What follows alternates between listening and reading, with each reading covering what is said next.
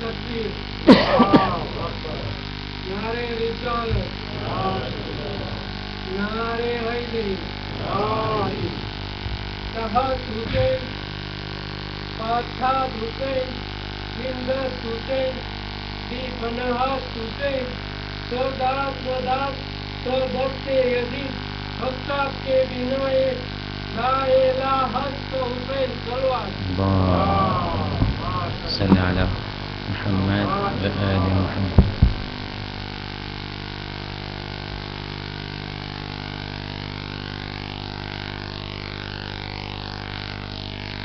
أعوذ بالله من الشيطان الرجيم. بسم الله الرحمن الرحيم. الحمد لله رب العالمين بارئ الخلائق أجمعين وباعث الأنبياء والمرسلين الذي بعد فلا يراه وقرب فشهد النجوى تبارك وتعالى.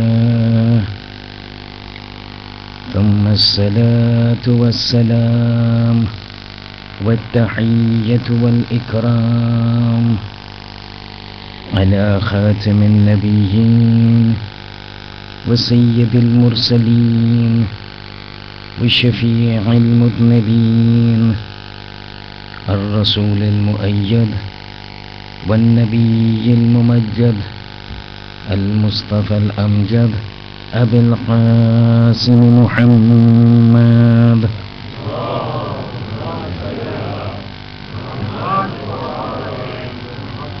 وعلى آله الطيبين الطاهرين المعصومين المظلومين لا سيما على الإمام المنتظر وحجة الله الثاني عشر ابن العسكري المنتظر ولعنة الله على أعدائهم أجمعين من الآن إلى قيام يوم الدين. أما بعد. السلام عليكم ورحمة الله وبركاته.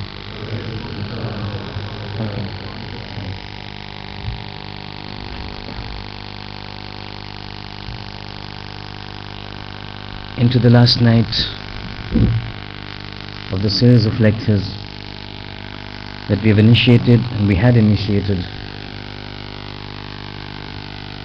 11 nights ago. And given my past experience of reciting the Ziyarat Majlis, probably I was expecting only the office bearers to be sitting around. But seeing these people around, it's very flattering. And while I'm in my last lecture, last majlis, and inshallah I depart tomorrow morning, I would like to take this opportunity, first of all, to thank and offer my sincere appreciation. However, as is my practice and principle, in my vote of thanks, specifically when it comes to the member, I do not mention names for fear of being labeled as publicizing or advertising individuals. But as it is said in the hadith of the Ma'asumeen that man lam yashkurin nas lam yashkurillah.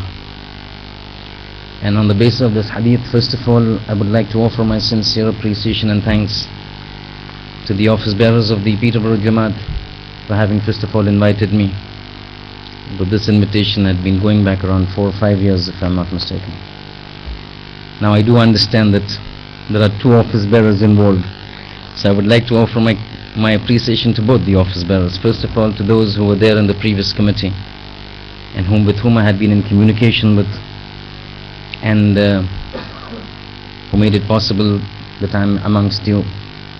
And then to the new office bearers who have made it so excellently beautiful for me to stay over here and the stay being made very comfortable. I would also like to offer my thanks to all those individuals who in their individual capacities have always placed themselves in this entire duration of these few nights at my disposal. Again, those individuals know who I'm referring to, and my thanks to them as well for making my stay here not lonely, not making me feel miss home, although I really would not want my wife to hear this. But yes, it has been a very pleasant stay.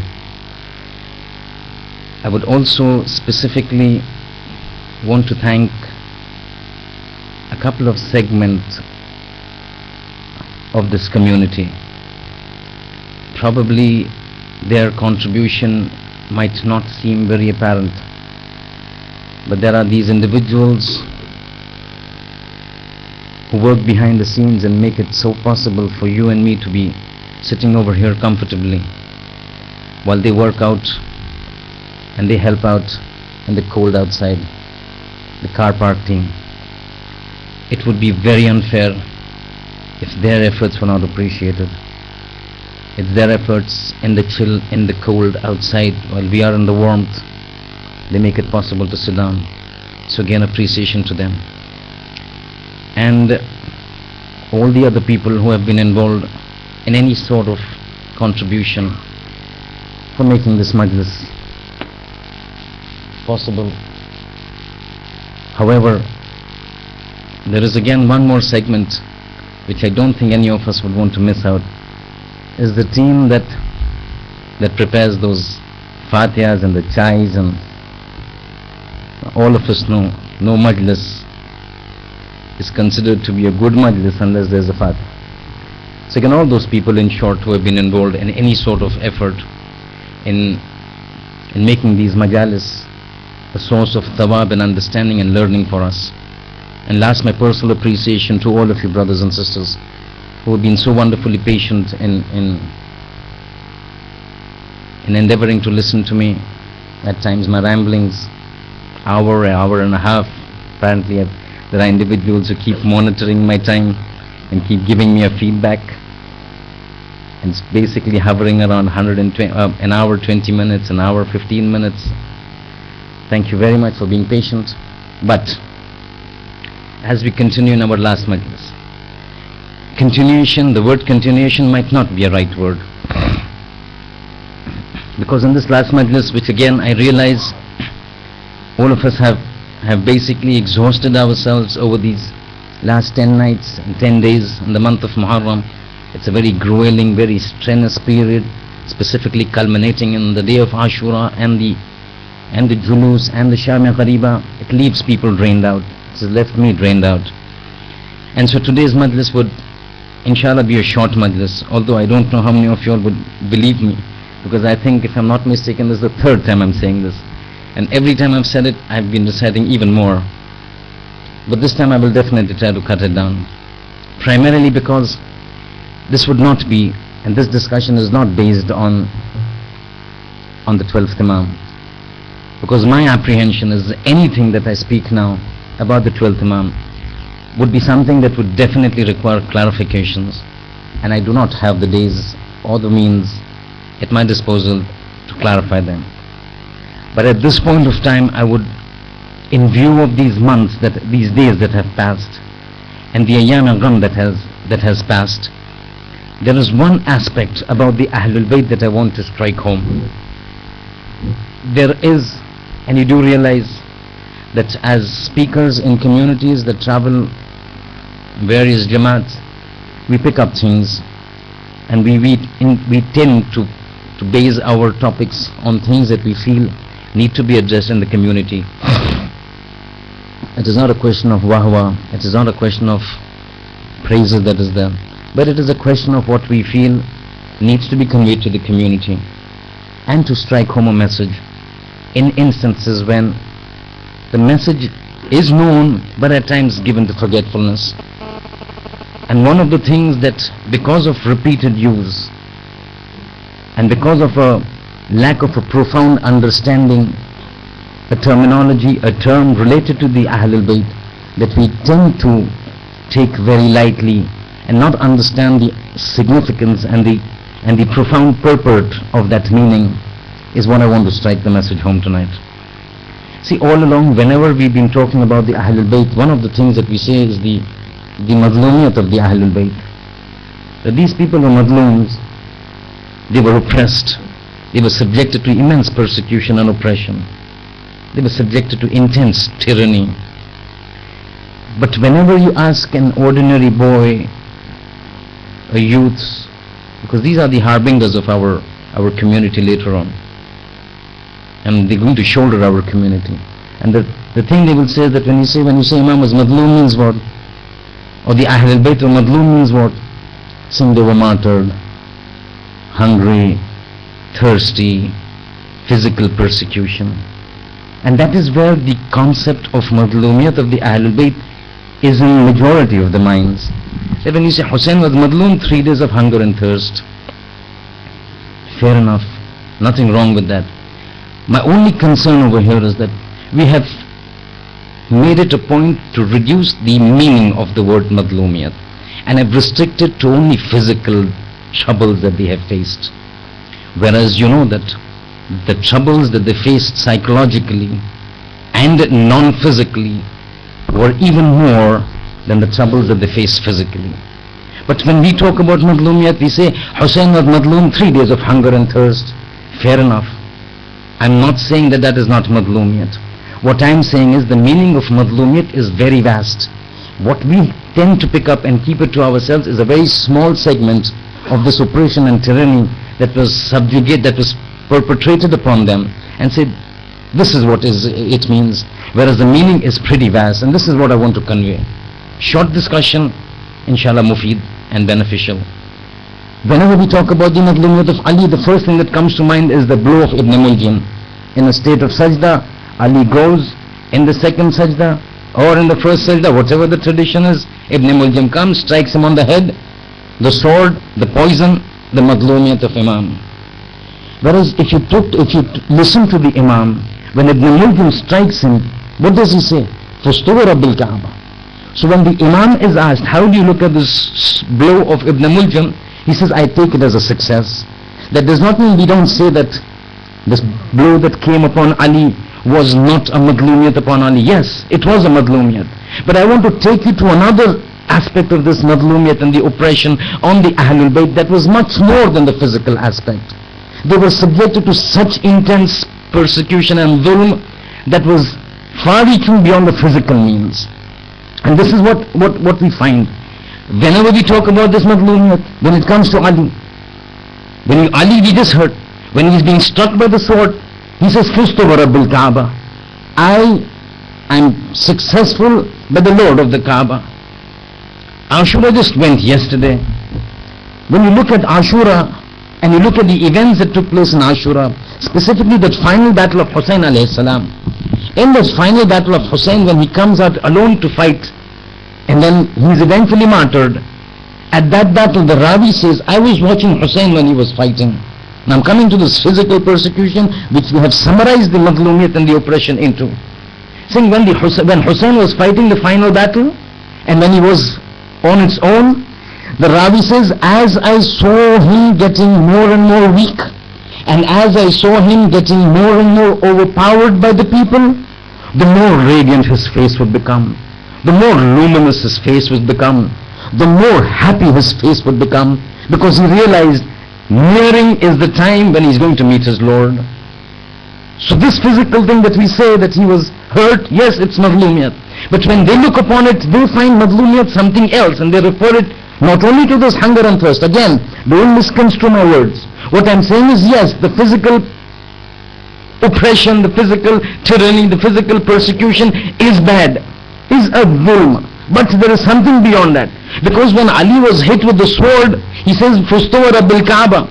But on another occasion, when he's talking about the his madlumiyat, he never speaks these words that I'm going to speak when he was hit by the sword of Ibn Muljam. In Khutbatul Shaqshaqiyya, which is a khutbah in Nahj al-Balagha, a very famous khutbah, a very famous sermon of Imam Ali alayhi salam, in which he brings out his heart-rendings, his grief, his huzn over what transpired after the death of the Holy Prophet. He brings it out, and that is the reason this khutbah is referred to as Shiqshiqiyya. Shiqshiqiyya means, Shiqshiqah means a camel, when it has a problem in the belly, he has burning sensations in the belly, his stomach is upset, he vomits out things from his stomach. This is what Imam Ali did in this sermon. He comes out with his heart-rendings, his grief over things that have taken place, and he mentions names, and he mentions incidences, and he mentions events, and that is why this khutbah is referred to as khutbatu shiqshiqiyya. That means Imam is coming out with his rendings, with his huzn.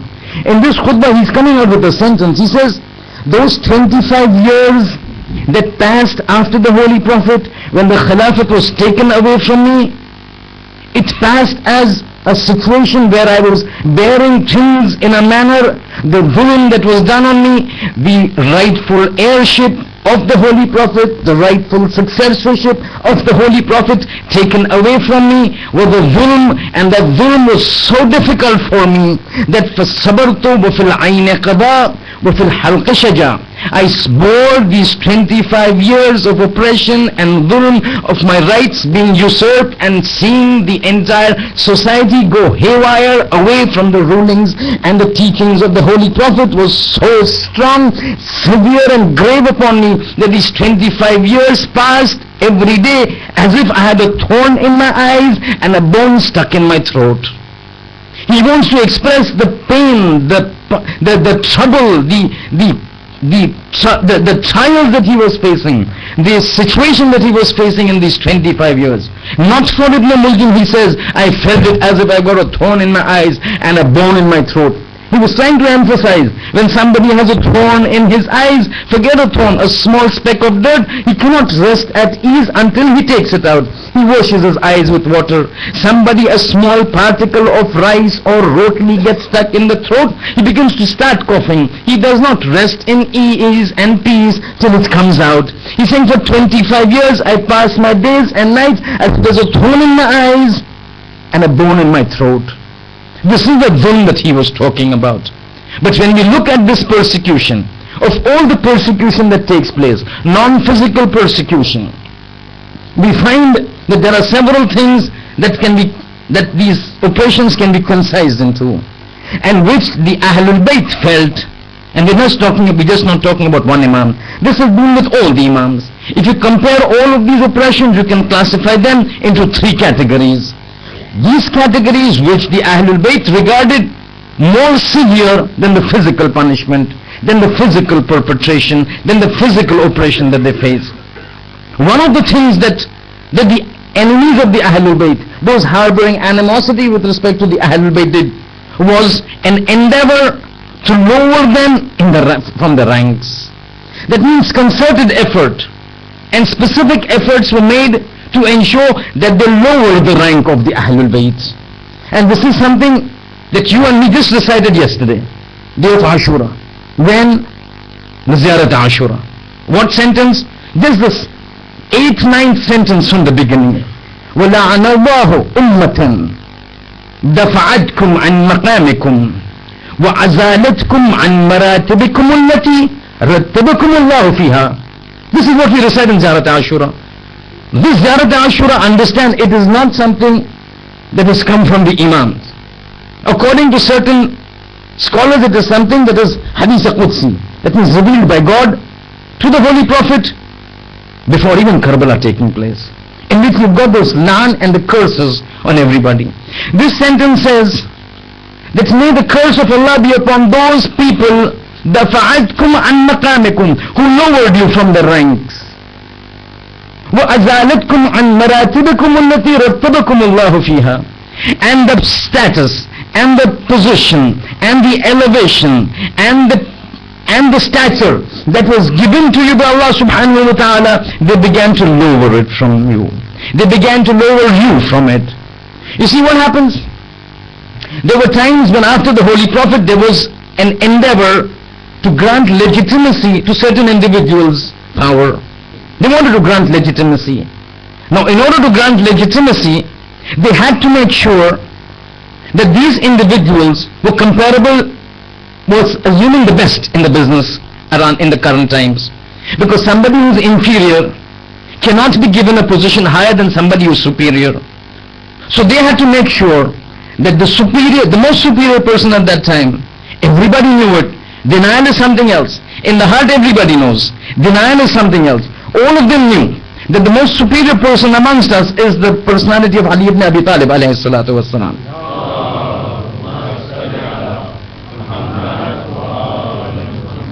The personality of the Imam Ali alayhi salam.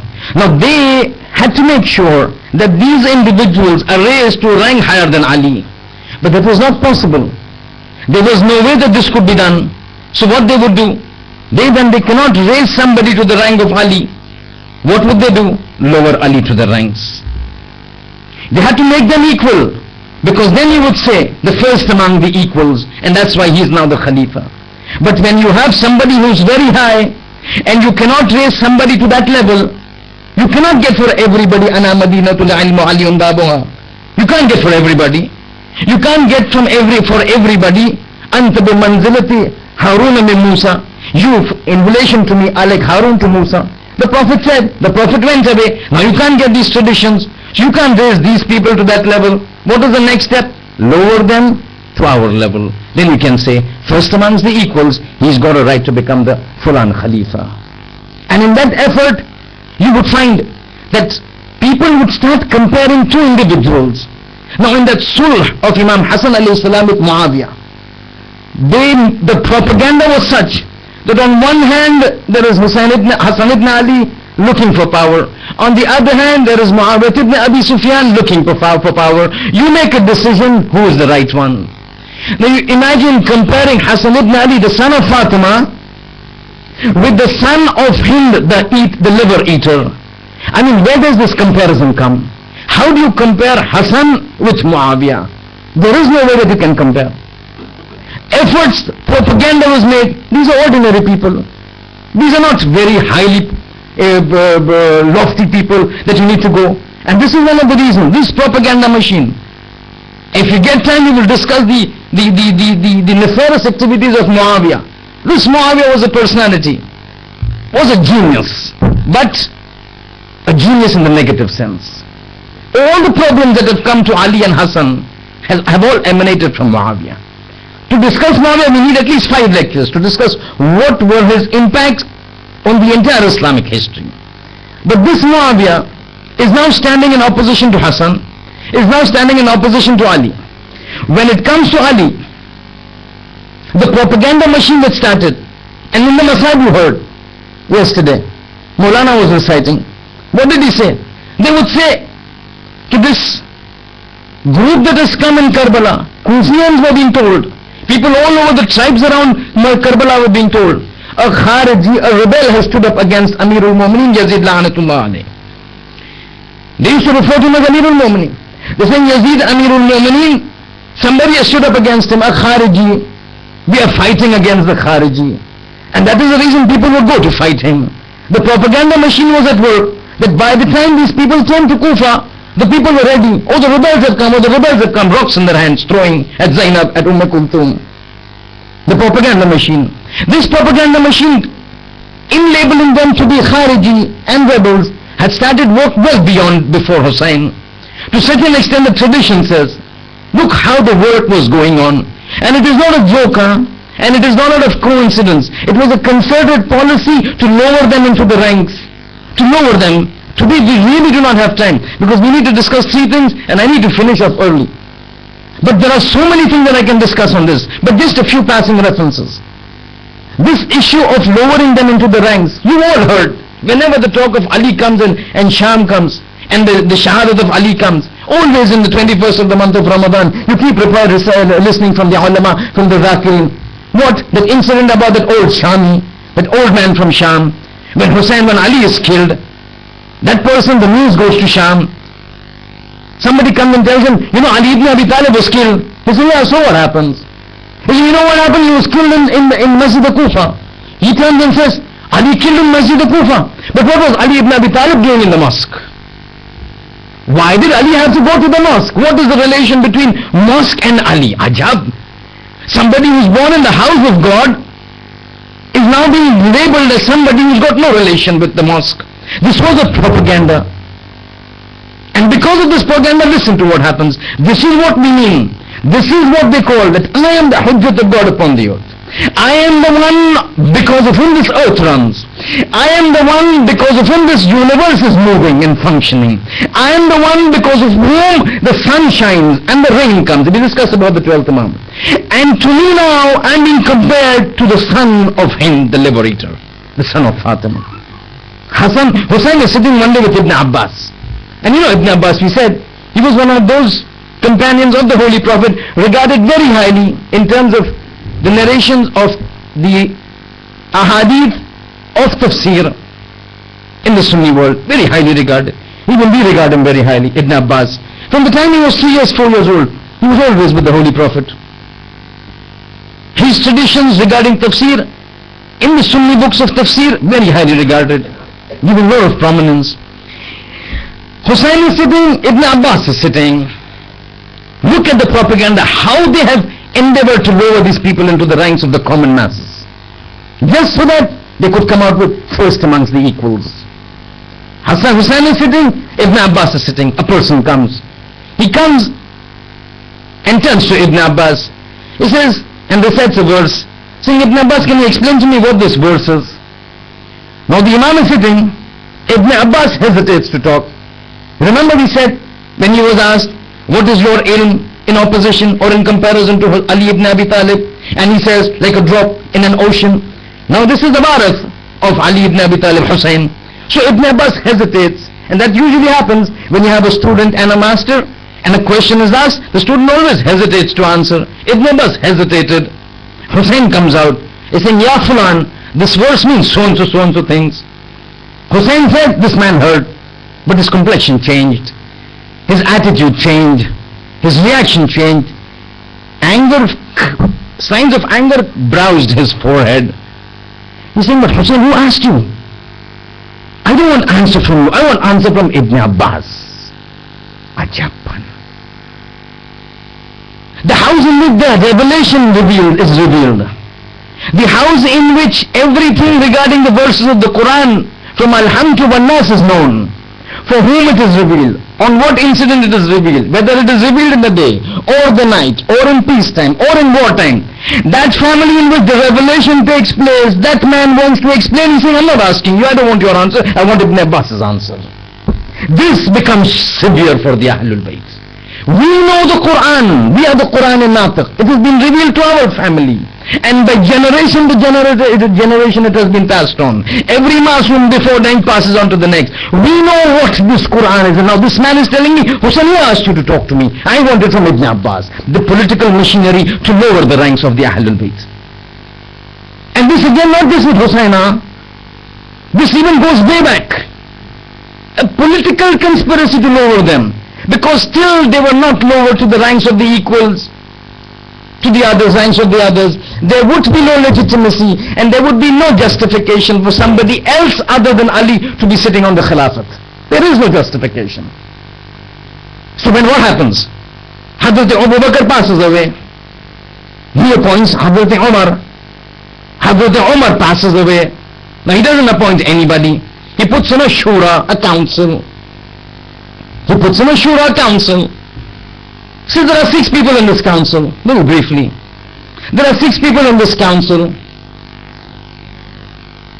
Uthman, Abdul Rahman ibn Auf, Sa'ad ibn Abi Waqqas, Talha, Zubair, and Imam Ali alayhi salam. 6 people. He's saying, in these 6 people, you decide amongst yourselves who is going to be the next Khalifa after me. Then he puts certain conditions. Again, we are not going into that, otherwise we'll get deviated.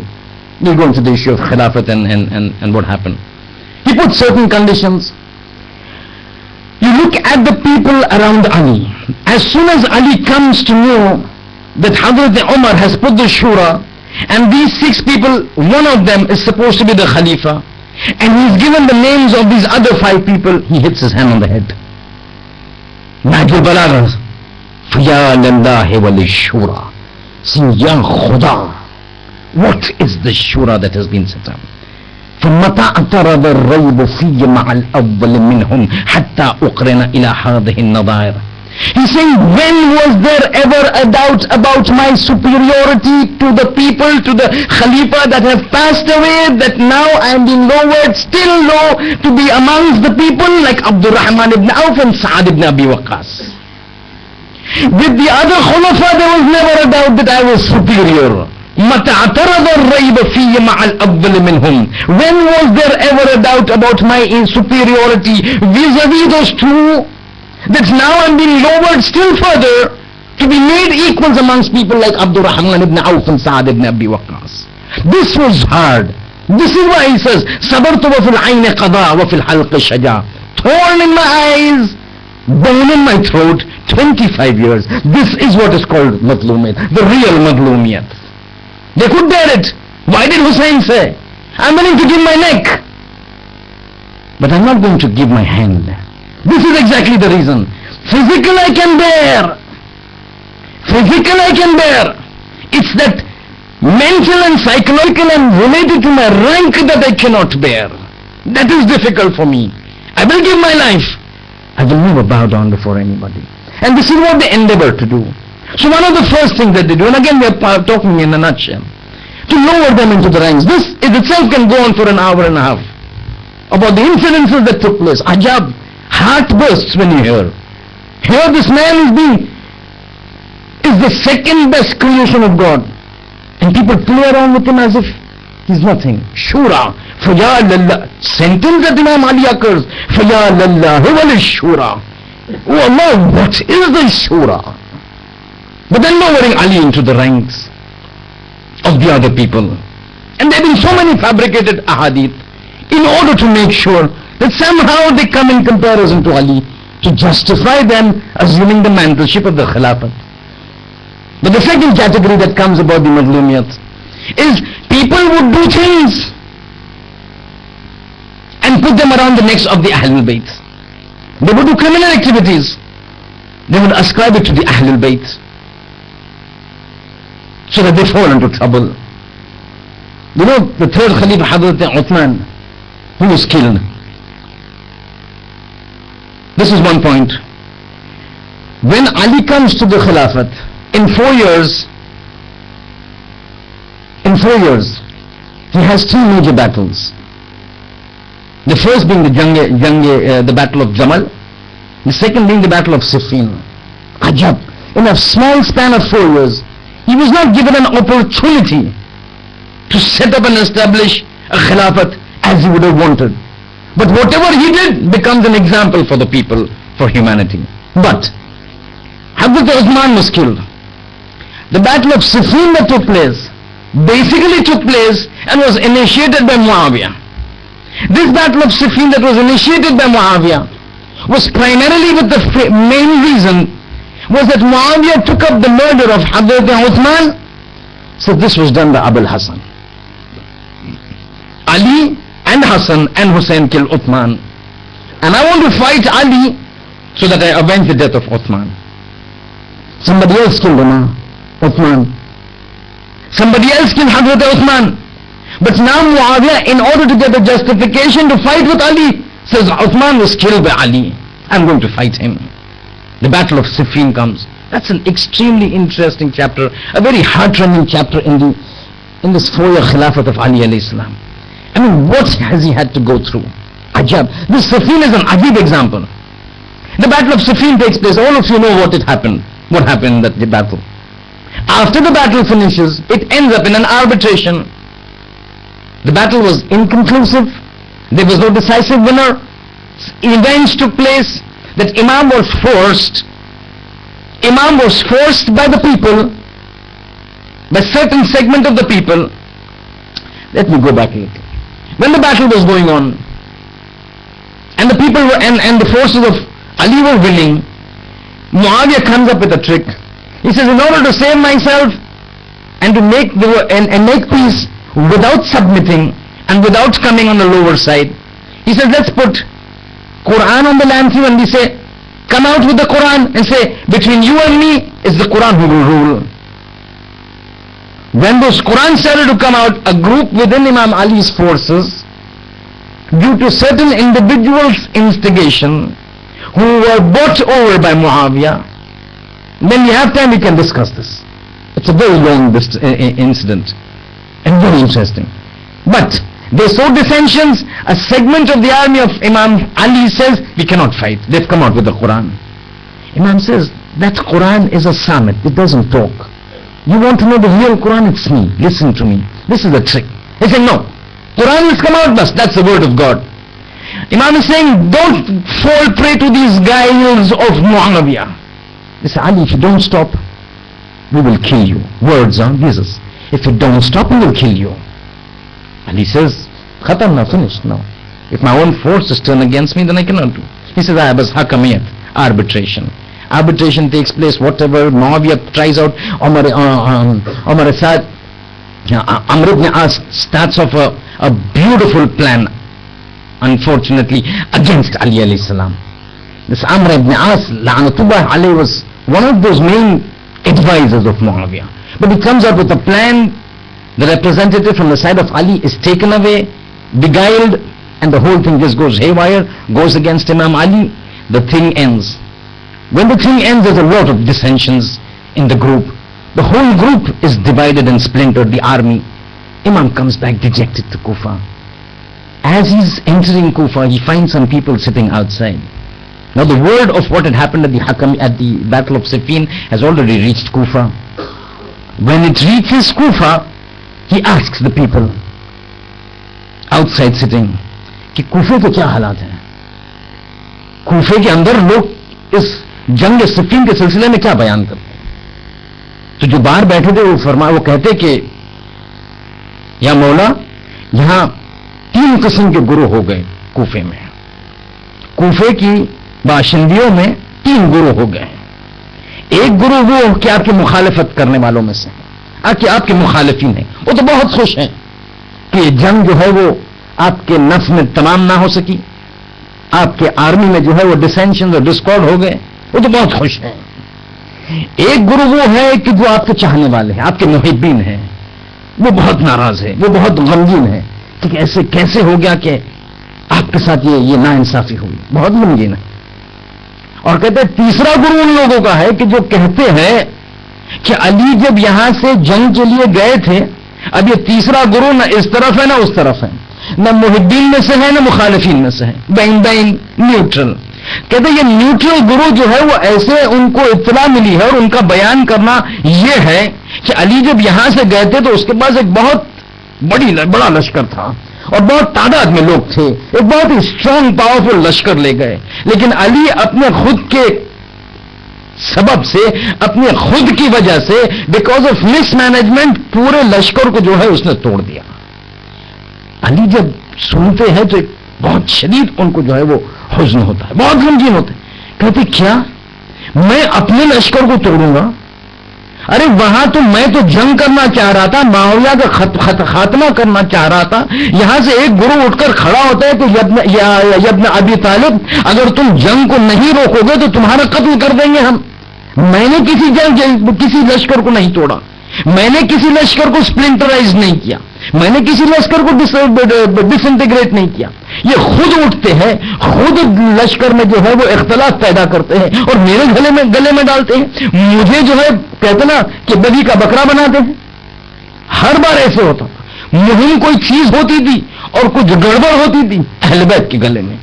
यहां से इसी जंग सिफ़ीन में ये जो इब्ने मुलजिम जो निकला है वो खारिजी था, खारिजी गुरु था कि जो जंग सिफ़ीन से अलहदा हुआ और अली की दुश्मनी को जो है वो इख्तियार कर दिया, क्योंकि उनके नजदीक जो अली ने किया उस जंग में.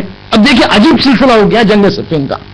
जंग सिफ़ीन में एक गुरु अली का ऐसा है कि जो चाहता है कि मुआविया को कत्ल कर दे, और मालिक अशतर कत्ल करने की तैयारी में था, इतना नजदीक पहुंच चुका था कि बस उसको वार करने की देर थी. मगर यहां से दूसरा गुरु कहता है मालिक अशतर को रोक दो अली, अगर मुआविया को कुछ हो गया तो हम तुम्हें नहीं छोड़ेंगे. तो अली का हुक्म है मालिक अशतर रुक जाओ, مالک اشتر رک جاتے. یہاں ایک گرو جو ہے جنگ کرنا مالک اشتر جیسے جنگ کرنا چاہتا ہے، وہ ایک گرو. دوسرا گرو کہتا ہے کہ نہیں، نیزوں پر جو ہے قرآن بلند ہو چکے، اب جنگ نہیں کر سکتے. اب یہ مسلمان کا جو ہے اپنے مظاہرہ کیا ہے، اسلام کا مظاہرہ کیا، اب جنگ نہیں کر سکتے. اب حکمیت، آربیٹریشن، صلح، ڈسکشن. یہ دوسرا گرو. تیسرا گرو جب یہ قبول کیا امام نے، کیونکہ تہدید کی تھی، دھمکی دی تھی، قتل کر دیں گے تمہیں، امام نے کہا ٹھیک ہے حکمیت کر. اب جب حکمیت کی تو ایک تیسرا گرو کھڑا ہو گیا، علی تم نے قرآن کی مخالفت کی، معاویہ جیسے فاسق اور فاجر انسان کے ساتھ تم نے جو ہے حکمیت کی، ایک قسم کا جو ہے مصالحہ کیا، ایک قسم کا کچھ ٹریٹی اپنے برقرار کی، یہ قرآن کی مخالفت ہے، مخالفت کی آپ نے، تم کافر ہو گئے، استغفار کرو. اچھا امام کہتے ہیں میں کروں تو کیا کروں؟ جنگ کرنا چاہتا ہوں تو یہ گرو کہتے ہیں جنگ نہ کرو. جنگ نہیں کرتا ہوں تو لوگ کہتے ہیں کہ فاسق اور فاجر معاویہ کو قتل کرنا آپ پر واجب. جنگ کرنا چاہتا ہوں تو ایک گرو اٹھ کے کہتا ہے کہ جنگ نہ کرو، حکمیت کرو. حکمیت کرتا ہوں تو گرو اٹھ کے کہتا ہے کہ یہ تم کافر ہو چکے، ابھی تمہارا خون ہمارے پر مباح ہو گیا. علی کرے تو کیا کرے؟ دیکھیے کیسے عجیب سلسلہ برقرار ہو گیا. سمجھ میں نہیں آتا علی کو میں کیا کروں. اس کے لیے بار بار کبھی کبھی نہج البلاغہ میں کہتے ہیں، جب خلیفہ بنے کہتے مجھے سمجھ میں نہیں آتا ہے، میں امام ہوں کہ یہ امام ہے. عام طور پر امام اور مامون کا رشتہ یہ ہوتا ہے کہ امام فرمان دیتا ہے اور مامومین مانتے. امام حکم صادر کرتے اور مامومین اس کی تعمیم کرتے، اس کی اتباع کرتے. امام کہتے ہیں مجھے پتہ نہیں چل رہا میں امام ہوں کہ یہ لوگ امام ہیں. اگر میں امام ہوں تو میری بات ماننی چاہیے. بات نہیں مانتے، مجھ پر حکم چلاتے ہیں، مجھ پر کمانڈ کرتے ہیں. ارے امام میں ہوں کہ یہ ہے. عجب امام کا یہ رونا ہے. یہ امام کو بھاری پڑ رہا ہے، یہ امام کو سخت گزر رہا ہے، یہ امام کے دل پر جو ہے خنجر چلا رہا ہے. نہ کہ فقط وہ ابن ملزم کا، ابن ملزم کا جب وار ہوا تھا تو وہی کہا تھا فستمر بالکعبہ، مگر یہ بات ہے کہ وہ خون کے آنسو روتے ہیں، کہتے کہ صبر تو وہ فی العین قضا وہ فی الحلق شجاع. یہ دوسری چیز. اور تیسری چیز وہی چیز کہ جو کوفے والوں نے مظاہرہ کیا. اب وقت نہیں ہے مسائل کروں، تھوڑی دیر ہے، بند کر سکتے، ناٹ اے پرابلم. تیسری چیز مظلومیت اہل بیت کی. اور یہی وہی چیز ہے کہ جو حضرت زینب کوفے والوں سے جب مخاطب ہوتی ہے تو فرماتی ہیں، کہتے ہیں کہ تم کوفے والوں. تیسری چیز یہ کہ اس زمانے میں افراد ایسے تھے، مظلومیت بیان کر رہے ہیں نا اہل بیت کی. اس زمانے میں ایسے افراد تھے کہ اپنے ایجنڈا کو بڑھانے کے لیے اہل بیت کے نام کا استفادہ کرتے تھے. ایجنڈا کچھ اور تھا، نام تھا اہل بیت. ایجنڈا کچھ اور تھا، نام تھا حمایت اہل بیت. ایجنڈا کچھ اور تھا، کہنا تھا پشتبانی اہل بیت. اور یہی تو وجہ تھی نا کہ بنی العباس حکومت پہ کیسے آئے. بنی امیہ کی حکومت چلتی گئی، چھٹے امام پانچویں امام تک آئی، پھر قدرت کم ہونے لگی. چھٹے امام کے ٹائم پر بنی العباس کی جو ہے حکومت کو جو ہے وہ اپنی سر کو اٹھایا. اور ان کا نعرہ کیا تھا؟ ان کا نعرہ یہی تھا کہ بنی امیہ اہل بیت پر جو ہے وہ ظلم کرتے آئے ہیں، تقریباً 150 سال سے ظلم کرتے آئے ہیں. ہم بنی العباس خاندان پشتبانی اہل بیت، پیروان اہل بیت، محبین اہل بیت، ہم بنی امیہ سے اہل بیت کا حق واپس لے کر ہم اہل بیت کو دیں گے. اور یہ بیان کرنے کے لیے کہ اہل بیت 150 سال تک تقریباً مظلومیت میں گزرے، انہوں نے ایک اور اسٹریٹجی اپنائی. انہوں نے کہا ہمارا جو ٹرائبل کلر ہے، ہمارا جو بنی العباس کا کلر ہے آج سے سیاہ، بلیک، بیان کرنے کے لیے سیاہ چیز بیان کرتی ہے غم کو، سیاہ چیز بیان کرتی ہے، کالی چیز بیان کرتی ہے حزن کو. کیونکہ ہمارا ڈریس یونیفارم کلر بلیک، کیونکہ ہم غم اہل بیت کو سمجھتے ہیں اور اہل بیت کے حق کو بنی امیہ سے لینے کے لیے جو ہے خروج کر رہے ہیں. لوگوں نے سمجھا ماشاءاللہ بنی العباس کتنا ان کو کتنی محبت ہے اہل بیت سے. وہ چاہ رہے کہ بنی امیہ کو جو ہے سرنگوں کرے ان کی حکومت کو اور اہل بیت کو دے دے، ہمیں ان کو سپورٹ کرنا ہے. سپورٹ کیا عوام نے، نتیجہ کیا ہوا؟ بنی امیہ نکل گیا، بنی عباس آیا، بنی امیہ سے زیادہ شدید ظلم کرنے لگا اہل بیت۔ اہل بیت کا نام ایجنڈا خود کا، آنا تھا پاور میں خود کو، نام لیا اہل بیت کا، کامیاب ہوئے، پھر جو شکنجہ اہل بیت پہ تھا اس طرح شدید ہوا کہ لوگ بنی امیہ کے مظالم کو بھول گئے منصور الدوانی کے سامنے۔ اور یہی بات تھی کہ جو زینب جب کوفے میں وارد ہوئی تو یہی خطبہ جب اس نے دیا، انہوں نے دیا، بی بی نے جو خطبہ دیا وہ یہی تھا کہ کوفے والے مجھے سمجھ میں نہیں آتا میں تم سے کیا کہوں، کیا تمہاری یہ غداری پر میں روؤں یا شکایت کروں؟ سنیے بیوی کے جملے، کیا تمہارے دھوکے پر، تمہاری غداری پر میں روؤں یا شکایت کروں، یا تمہاری اس بات پہ کہ تم نے میرے بھائی کو استعمال کیا اپنے مفاد کے لیے؟ اور اسی طرح ہوا تھا جب پہلے حاکم کوفہ ان پر ظلم کرتا تھا تو انہوں نے دیکھا کہ معاویہ کا انتقال ہو گیا، سنار گیا ہے، اب ایک ذریعہ ہے اس معاویہ کی حکومت سے بچنے کا اور یزیدی حکومت سے بچنے کا، کیونکہ معاویہ کے بعد یزید آیا تھا، یزیدی حکومت سے بچنے کے لیے، یزیدی مظالم سے بچنے کے لیے ایک طریقہ ہے حسین کو سپورٹ کرو، حسین کو جتاؤ، حسین کو جتاؤ گے تو you know which side of the bread is buttered. انہوں نے اس وقت دیکھا کہ بٹر جو تھا وہ حسین کے سائڈ پہ تھا، خط پہ خط لکھے، مختلف خطوط، 12,000، 18,000، 30,000، 40,000 مختلف روایتیں، بھیجا حسین آؤ، حسین آؤ، ہم مدد کریں گے، خروج کریں گے یزید کے خلاف، یہ حکومت کو ہٹا دیں گے، آپ حکومت میں حاکم بن جائیے، وہاں سے پھر ہم لے لیں گے، پوری حکومت اسلامی کو قبضے میں کریں گے، آؤ آؤ۔ جب حسین نکلے اس وقت ابن زیاد آ چکا تھا، اب ابن زیاد کے بیچ میں اور وہ جو پہلے حاکم کے بیچ میں زمین آسمان کا فرق۔ ابن زیاد دو چیز کو جانتا تھا، ابن زیاد لوگوں کو کنٹرول کرنے کے لیے دو چیز کو جانتا تھا، a carrot and a stick. That was his policy, to use the carrot and the stick policy. ایک ہاتھ میں شمشیر خوف، ایک ہاتھ میں دینار اور درہم، جو پیسے سے آ گیا وہ پیسے سے آیا، جو پیسے سے نہیں آیا تلوار سے آیا۔ ایک رات میں ایسے اوضاع کو تبدیل کر دیا کہ یہی جو افراد بار بار حسین سے کہتے تھے حسین آؤ حسین آؤ، ایک مرتبہ ایسے ہوا کہ مسلم ابن عقیل جب مڑ کے دیکھتے تو کوئی نہیں۔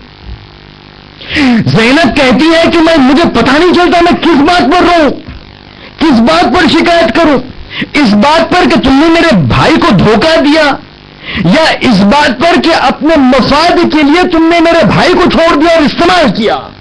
اس وقت جب تم نے دیکھا کہ bread was on the side, the butter was on the side of Hussain, تو حسین کو بلایا، مگر جب دیکھا کہ ابن زیاد کی قوت زیادہ ہے، دینار اور درہم اور تلوار ایک طرف ہے، اس وقت آپ کو لگا کہ the butter is on the other side. ایک لمحے کے لیے میرے بھائی کو چھوڑ دیا، ایک لمحے نے میرے بھائی کو چھوڑ دیا۔ زینب کہتی مجھے یقین نہیں آ رہا یہ کیا ہو رہا ہے، تم ایسے ہو۔ یہ حسین کی بہن اپنا درد غم بیان کر رہی ہے، اور نتیجہ یہ نکلا کہ کوفے والوں کی اس غداری کی وجہ سے اور حسین کو اپنے مفاد کے استعمال کرنے کی وجہ سے یہ ہوا کہ واقع عاشورہ پیش، عاشورہ تو نکل گیا، عاشورہ کی سپر چلی گئی، شام غریبہ ختم ہو چکی، لیکن یہاں جو ہے وہ 11ویں محرم کی بات ہو رہی ہے۔ اب زیارت کی مجلس ہے نا، پرسہ دینا ہے نا حسین کو، پرسہ دینا ہے حسین کی دکھیاری ماں فاطمہ کو، لیکن آپ نے کبھی غور فرمایا کہ یہ زیارت کی مجلس جو ہے صرف حسین کے لیے کیوں ہوتی ہے؟ زیارت کی مجلس صرف حسین کے لیے کیوں ہوتی ہے، کیوں دوسرے اماموں کے لیے نہیں ہوتی؟ کبھی آپ نے نہیں سنا کہ علی کے لیے زیارت کی مجلس؟ کہیں سنا ہے آپ نے؟ کبھی نہیں سنا۔ کبھی آپ نے سنا ہے کہ چھٹے امام کے لیے زیارت کی مجلس ہوتی ہے؟ زیارت کی مجلس صرف حسین کی۔ اس کی وجہ یہ ہے کہ میرا مظلوم آقا جب گزر گیا، جب شہید ہوا، تو اس کی زیارت کے اور سیوم کی مجلس نہ ہو پائی۔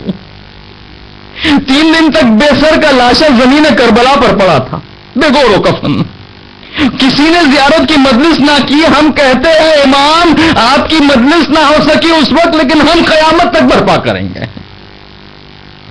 ایک مرتبہ 11 محرم آئی، اب آپ دیکھیے آزاد ہو، جب انسان حیوانیت پر اتر آتا ہے، درندگی پر اتر آتا ہے، تو اتنا پست ہو جاتا ہے کہ پھر کسی کو قتل کرنے پر اکتفا نہیں کرتا، پھر وہی کرتا ہے کہ جو آپ نے کل سنا.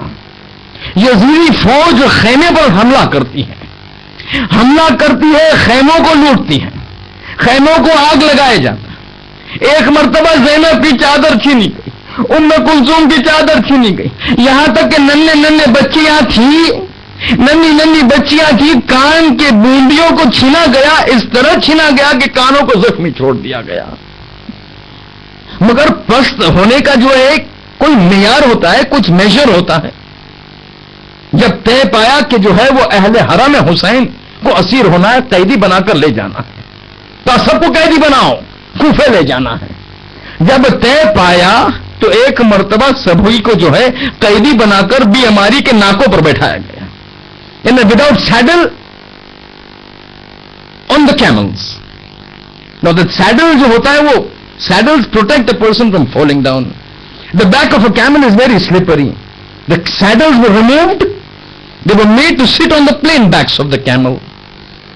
اذیت کرنا ہے، جتنا ہو سکے پریشان کرو، ڈھونڈو ایسی چیزیں کہ جس سے زیادہ اذیت ہو. ایک مرتبہ بیٹھایا گیا، مگر عجیب حالت میں بیٹھایا گیا. عجیب حالت، آپ کو پتا ہے کہ کس طرح بیٹھایا گیا؟ ہر بیویوں کے ہاتھوں کو پسے گردن باندھا گیا، سر کے پیچھے ہاتھوں کو باندھا گیا. ایک مرتبہ تمام قیدیاں جو ہے وہ اونٹوں پر سوار، تمام بیویوں کے ہاتھ اپنے سر کے پیچھے بندھے ہوئے، پسے گردن. ایک مرتبہ عمر ساتھ کہتے ہیں اور کیسے میں ان کو اذیت پہنچاؤں اور کیسے ان کو پریشان کروں. خیال آیا، حکم صادر کیا، لے جاؤ کوفے کی طرف، حرکت کرو کوفے کی طرف، مگر مستقیم براہ راست نہیں، ڈائریکٹ نہیں، لے جاؤ مقتل میں، اور اس طرح لے جاؤ کہ ہر بیوی اپنے شہید کے بے سر کے لاشے کو دیکھے. عجب، اتنی اذیت پہنچاؤ کہ جو ہے میرے دل کو سکون ملے. حسین کی شہادت سے سکون نہیں ملا، عباس کے بازوؤں کو کٹنے سے سکون نہیں ملا، اکبر کے برچھی لگنے سے سکون نہیں ملا. میں چاہتا ہوں یہ بیویاں جو کل رات سے اپنے شہیدوں پر رو رہی ہیں، اپنے ایک ایک شہیدوں کو دیکھیں.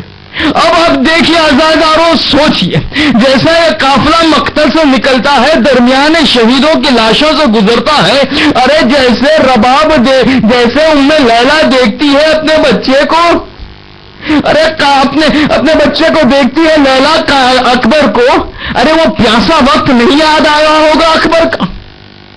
ایسے نظریے سے گزرتی ہے کہ ایک مرتبہ ایسا موقع آتا ہے کہ زینب غدال کربلا سے اس کے سواری کا گزر ہوتی ہے کہ ایک مرتبہ زینب نے دیکھا غدال قتلگاہ میں بے سر کا لاشا حسین کا پڑا ہے. اب زینب سے رہا نہیں گیا، زینب نے اپنے آپ کو ناکے سے زمین پر گرا دیا حسین کی لاش کے پاس. عزاداروں، ایک مرتبہ آپ بھولے تو نہیں ہوگے نا، حسین کی بہن زینب کے سر کے پیچھے ہاتھ بندھے ہوئے تھے، پسے گردن ہاتھ بندھے ہوئے تھے. شاعر پوچھتا ہے ارے زینب شہزادی آپ نے گری کیسی، اور پھر خود جواب دیتا ہے ارے ایسی گری جیسے عباس گرے تھے، ارے منہ کے بل گری، ہاتھ تو نہ تھے کھلے بچانے کے لیے. ایک مرتبہ یہ قافلہ آگے بڑھتا ہے، مگر ایک واقعے کے لیے میں آپ کو ریوائنڈ کروں. اس سے پہلے کہ ایک قافلہ حرکت کرتا ہے، تمام شہیدوں کے سر کو کاٹا جا چکا ہے اور نیزوں پر بلند کیا جا چکا ہے. تمام نیزوں پر سر بلند ہے. ایک مرتبہ گنتی شروع ہوئی، 1 2 3 4، دیکھا 71 سر. عمر ساتھ نے کہا پھر سے گنو، شہید تو 72 ہوئے تھے، یہ 71 سر کیسے؟ 71 سر کہاں سے؟ مجھے 72 سر چاہیے. پھر گنا، پھر دیکھا 71. عباس کا سر ہے، حبیب ابن مظاہر کا سر ہے، مسلم ابن اوسیہ کا سر ہے، قاسم کا سر ہے، اکبر کا سر ہے. 71 سر. ایک مرتبہ عمر ساتھ نے دیکھا ارے وہ سر کہاں جو مجھے چاہیے، مجھے وہ ننا سر چاہیے کہ جس نے میرے خیمے میں، میرے فوج میں انقلاب برپا کر دیا. اصغر کا سر کہاں ہے؟ آپ کو پتا ہے نا، شب عاشور نہیں، روز عاشور سے پہر شہادت سے پہلے حسین جب اصغر شہید ہوئے تو جانتے تھے کہ لاشوں کو پامال کیا جائے گا. خیمے کے پیچھے جا کر ایک ننھی سی قبر بنائی اور اصغر کو وہاں دفن کر دیا. اب ایک مرتبہ جب عمر سعد نے دیکھا اصغر کا سر نہیں، شمر کو بلایا، اے شمر یہ اصغر کا سر نظر نہیں آتا، مجھے اصغر چاہیے۔ اب شمر پریشان کہتا ہے سرکار امیر مجھے پتا نہیں یہ سر کہاں ہے۔ عمر سعد کہتا ہے شمر ڈھونڈو، جب تک یہ سر نہیں ملے گا میں سرزمین کربلا سے حرکت نہیں کروں گا۔ ایک مرتبہ شمر حکم کرتا ہے 500 سپاہیوں کو، 500 سپاہی گھوڑے پر بیٹھتے ہیں اور ہر ایک کے پاس ایک لمبا نیزہ دیتا ہے، کہتا ہے پورے سرزمین کربلا کو کھود ڈالو، مجھے اصغر کا جنازہ چاہیے، مجھے اصغر کا سر چاہیے۔ اب آپ دیکھیے خیموں کو جلا دیا جا چکا ہے، بیبیاں ایک جگہ بیٹھی ہیں، سر ہاتھ پسے گردن سب کے بند ہے کہ ایک مرتبہ اب رباب کو تو پتا ہے نا کہ اصغر کا لاشا کہاں دفن ہے، آقا ہم اس کے سامنے ہی تو دفن کر چکے تھے۔ اب جب یہ سپاہی نیزے کو لے کر جگہ جگہ پر زمین کربلا میں اپنے نیزے کو گاڑتے ہیں دیکھنے کے لیے اصغر کا جنازہ، اصغر کا لاشا کہاں ہے، اب جب تک وہ مقتل میں اور قتل گاہ میں ہے رباب سکون میں ہے کیونکہ اسے پتا ہے کہ کہاں اصغر کو دفن کیا گیا ہے۔ مگر آہستہ آہستہ جیسے سپاہی خیمے جلے ہوئے خیمے کے پاس آتے ہیں کہ ایک مرتبہ رباب کے دل کی دھڑکن بڑھ جاتی ہے، ایک مرتبہ شمر آتا ہے قریب آتا ہے جلے ہوئے خیمے کے پاس آتا ہے۔ اب رباب دیکھتی ہے شمر قریب آتے جا رہا ہے اور رباب پریشان ہوتی جا رہی ہے، چلتے چلتے شمر بار بار اپنے نیزے کو زمین کربلا میں گاڑ رہا ہے، زمین کربلا میں ڈال رہا ہے دیکھنے کے لیے کہ اصغر کا لاشا کہاں ہے کہ ایک مرتبہ جیسے اس نے حقیقی قبر کے پاس قریب آیا اور اپنے نیزے کو زمین میں گاڑا، ارے رباب ایک مرتبہ زینب کی طرف مڑ کے کہتی ہے اے بابا، اے شہزادی، اے حسینہ، اور یہاں جیسے کم اپنے نیزے کو زمین میں گاڑا، ارے اکبر کے جسم میں نیزہ جو ہے اندر چلا گیا۔ اب جب شمر نکالتا ہے تو نیزہ خالی نہیں آیا، شیش ماہا کا لاشا نیزے میں اٹکا ہوا باہر نکلتا ہے۔ ایک مرتبہ شمر نے لاشے کو لیا، زمین پر رکھا، ایک زانو کو اصغر کے سینے پر رکھتا ہے، جیب سے خنجر نکالتا ہے، اصغر کا سر کاٹتا ہے۔ ارے رباب آنکھوں کو بند کرتی ہے، فرات کی طرف مڑتی ہے، اے عباس تیرا بھتیجا 2 بار مارا گیا، باز گرا با مصیبت وسيعلم الذين ظلموا أي منقلب ينقلبون مات حسين۔